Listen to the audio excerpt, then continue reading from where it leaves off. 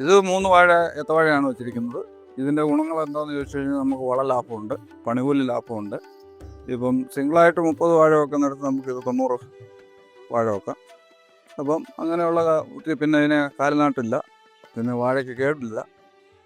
എല്ലാം ഒരേ രീതിയിൽ നമുക്ക് മുകളിലോട്ട് വളർന്നുകൊണ്ടേയിരിക്കും.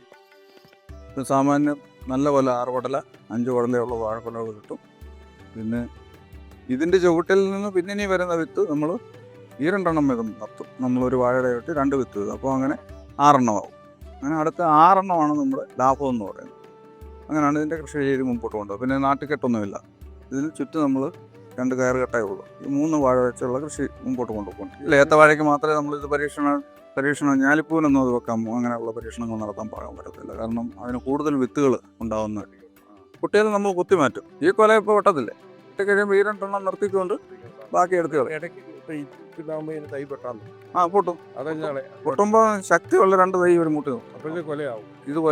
ഇത് കൊല വെട്ടുമ്പോഴത്തേനും മറ്റേത് ഇത്രയാവും. അപ്പോൾ നമുക്ക് 6 വാഴക്കൊല കിട്ടും. അപ്പോൾ 18 രൂപയുടെ ഒരു വിത്താൽ നമുക്ക് ലാഭം എന്ന് പറയുന്നത് ഈ 6 വാഴക്കൊല ഒടിഞ്ഞു പോയില്ല. അങ്ങനെയാണ് ഇത് കൊണ്ടുപോകുന്നത്.